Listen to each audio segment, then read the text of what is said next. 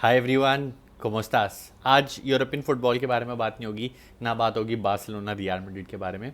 आज हम बात करते हैं इंडियन फुटबॉल के बारे में। और मैंने इंडियन फुटबॉल में जो मैं काम करता था फॉर गुड 2 इयर्स, वो मैंने क्यों छोड़ दिया।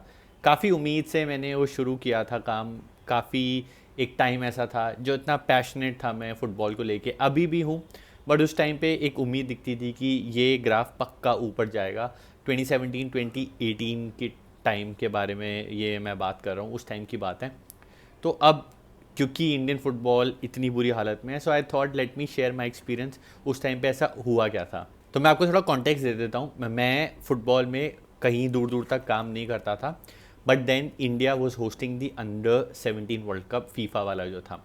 अब वहाँ पे मैं काफ़ी सारे मेल्स लिखता रहता था, तो एक मेल का मेरे को रिप्लाई आ गया that India was hosting the FIFA world cup. तो उनको लोग चाहिए थे जिनको फुटबॉल के बारे में भी आता हो और उनको स्पेनिश भी आती हो। तो मेरे को कॉल आता है, मैं जाता हूँ जवाहरलाल नेहरू स्टेडियम, इंटरव्यूज़ होते हैं, मैं क्लियर कर देता हूँ।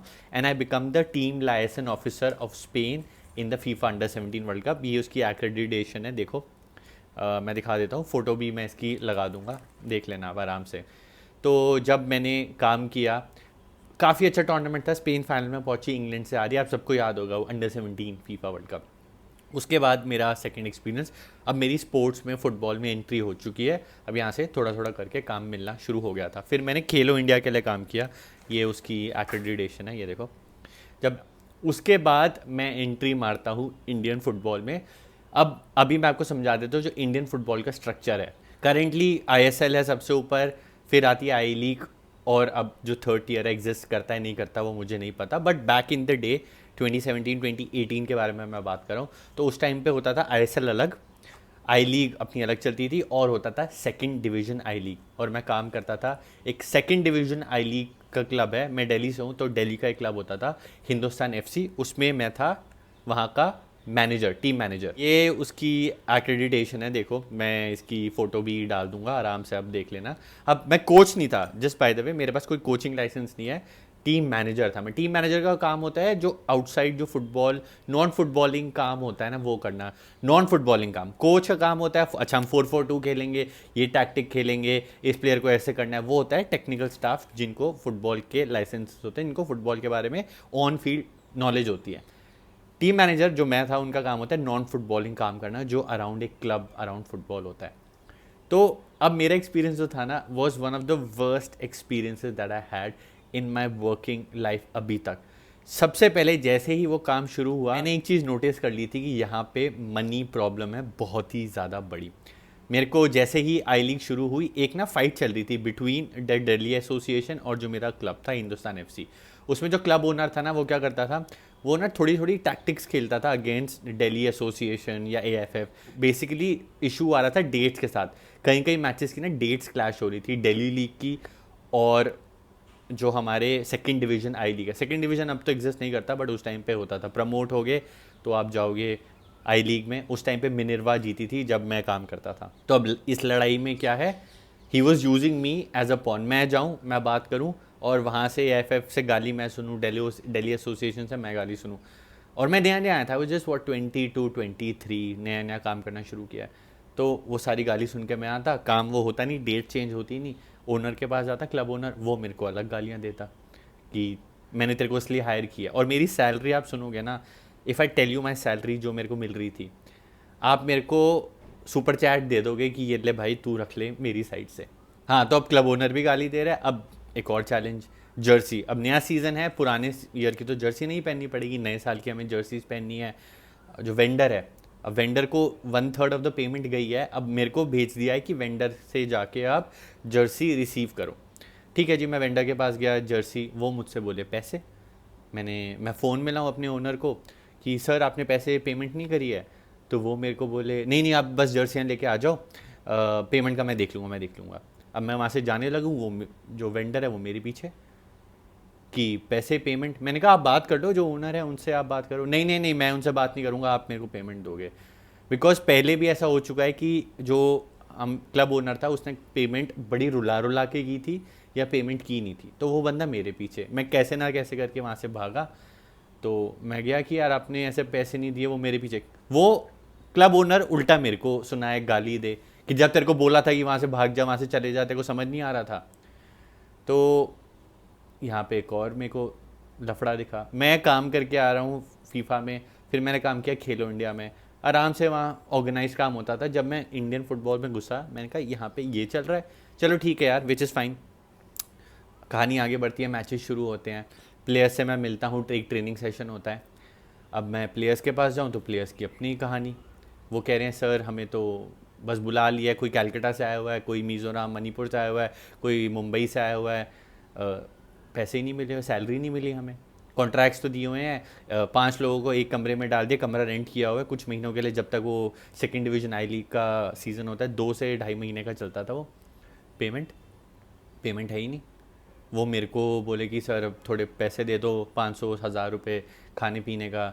मैंने लिटरली प्लेयर्स को केलों पे सरवाइव करते हुए देखा हुआ है। अब न्यूट्रिशन तो अब भूल जाओ, जो हम एक्सपेक्ट करते हैं, यूरोपियन फुटबॉल की आदत है ना, न्यूट्रिशन मसल बनाओ, ये स्टैमिना, वो केलों पे सर्वाइव करते हुए देखा मैंने प्लेयर्स को। वो मेरे पास आके एक दो बार चलो मैंने दे दिए, मैं फिर वो मेरे को बोलते प्लेयर्स कि प्लीज़ आप बोलो ओनर को कि यार पैसे दे दे हमारे, थोड़ी सैलरी दे दे, काम चल जाए। मैं ओनर के पास जाऊँ, कह रहे नहीं प्लेयर से आप इंटरेक्ट नहीं करोगे, प्लेयर से बात नहीं करनी है, आप उनको बोलो सैलरी आ जाएगी, खेलने पे ध्यान दे। मतलब बिल्कुल नॉन सेंसिकल कहानियाँ मैं सुने जा रहा हूँ उनकी, नॉन सेंसिकल जो ओनर है वो चीज़ें बोले जा रहे हैं। और प्लेयर्स को बस है कि किसी तरह क्वालिफाई करा के आप पहुँचा दो फर्स्ट डिवीज़न में, ताकि ओनर का पैसा बन जाए, प्लेयर्स में सब जाएं तेल लेने। यहाँ पे सिर्फ 2 से 3 लोग थे जिनकी चलती थी, वो था एक कोच एंड जो क्लब ओनर है, और एक फिजियो। ये एक दूसरे को पहले से ही जानते थे, एंड कोच का ज़्यादा होना इंपॉर्टेंट है रादर देन मी। मेरे बिना भी काम चल सकता था, बट कोच के बिना काम नहीं चल सकता था। कुछ गाइडलाइंस होती हैं AIFF की, तो उसके according you have to have one coach, वरना आप खेल ही नहीं सकते।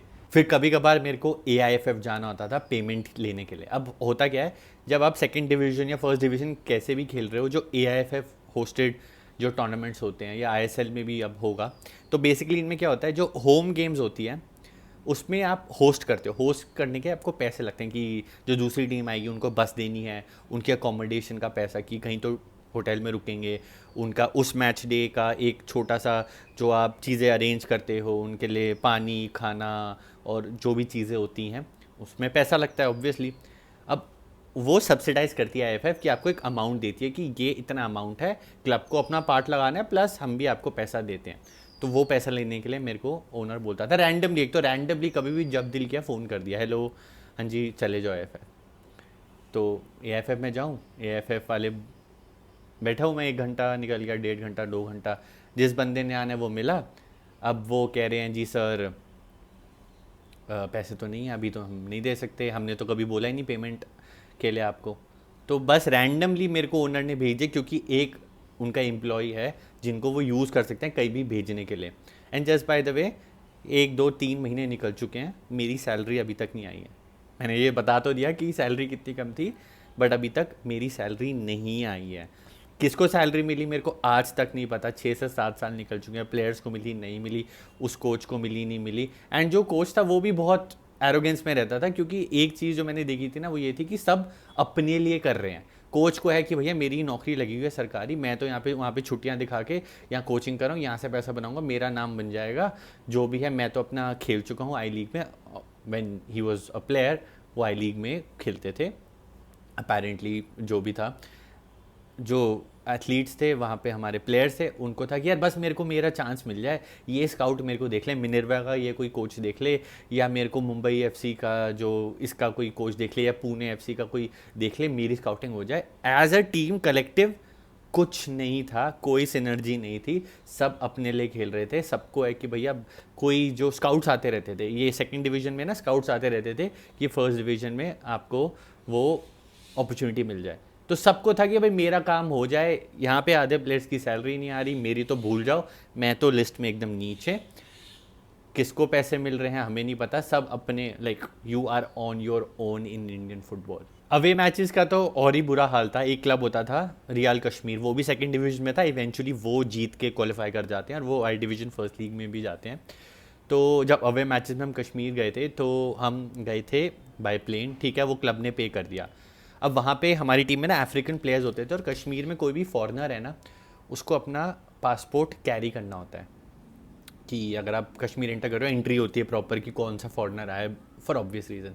तो जो अफ्रीकन प्लेयर था ना, वो अपना पासपोर्ट लाना भूल गया, बिकॉज उसको लगा मेरे उसके पास आधार नहीं, पैन कार्ड था, सॉरी, पैन कार्ड से मिल जाएगी एंट्री उसको कश्मीर में, नहीं मिली।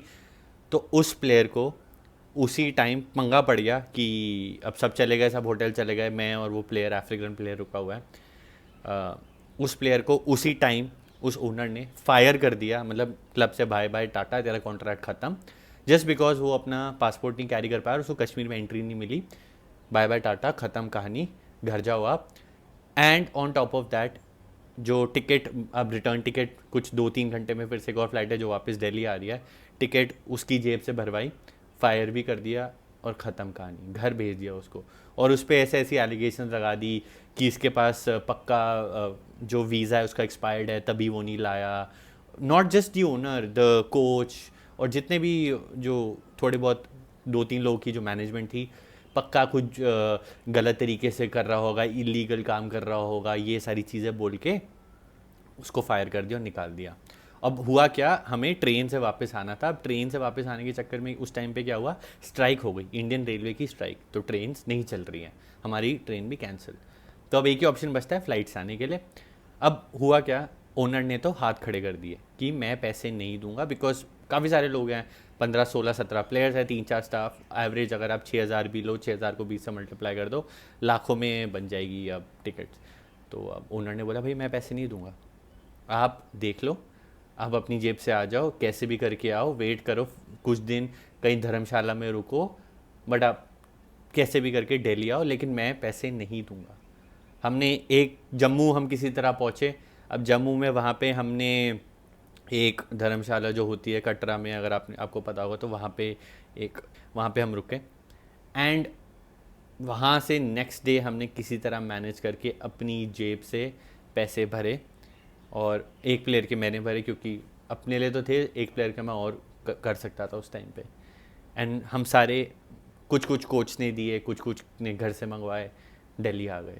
ये हाल था, ये सेकंड डिवीज़न आई लीग क्लब का ये हाल है। मैं इंडियन फुटबॉल का ये हाल है। एएफएफ जाओ, वहाँ पे कोई सुनने को राज़ी नहीं है। जो क्लब्स है इनके पास सुनने का कोई हाल नहीं है, मतलब कोई सुनने को राज़ी नहीं है। अपने भरोसे बैठे हुए हो इंडियन फुटबॉल में। तो अगर आप एक्सपेक्ट कर रहे हो कि हमारा इंडियन फुटबॉल आगे बढ़ रहा है, ये बढ़ेगा, प्लेयर्स निकल के आएंगे, वो तो भूल जाओ। और मैं बात भी नहीं कर रहा, ये जो आजकल अभी चल रहा है ना, ओसीआई, पीआई, जो भी प्लेयर्स हैं इनकी इतनी सैलरी है, मैं तो ये बात ही नहीं कर रहा। मैं अपना एक्सपीरियंस शेयर कर रहा हूँ, जो मैंने फील किया या जो मैंने झेला। उसके बाद मैंने एक और क्लब के लिए काम किया, the owner in this club was decent. 1 महीने मेरे को सैलरी भी टाइम पे दी, बट उसके बाद कुछ काम नहीं था, तो eventually he also terminated my contract. And फिर मैंने फुटबॉल छोड़ दिया। 2025 हो रहा है, 2019 was the last time, I think 2018, yes 2018 जुलाई जून। उसके बाद मैंने फ़ुटबॉल में 2 साल काम करके छोड़ दिया, ख़त्म। मेरी family was very supportive, they were letting me work, करो काम, कोई दिक्कत नहीं, आप अच्छे से काम करो। बट मेरा एक सैचुरेशन पॉइंट आ गया था कि अब मैं और काम नहीं कर सकता, because I have to make a career. यहाँ पे तो मैंने देख लिया कि कुछ यहाँ नहीं हो सकता। उसके बाद मैंने एक नॉर्मल कॉर्पोरेट जॉब ले ली, and as a lot of people they leave Indian football, and I also left Indian football. मैं सोच रहा था मैं कोचिंग में चले जाऊँ, लाइसेंस के लिए भी मैं जाना चाहता था। कुछ दिल्ली प्लेस और क्लब्स थे जिनको एक ऐसा बंदा चाहिए था जिसको स्पेनिश आती हो, प्लस उसके पास कोचिंग लाइसेंस भी हो, but I drop the plan and left Indian football.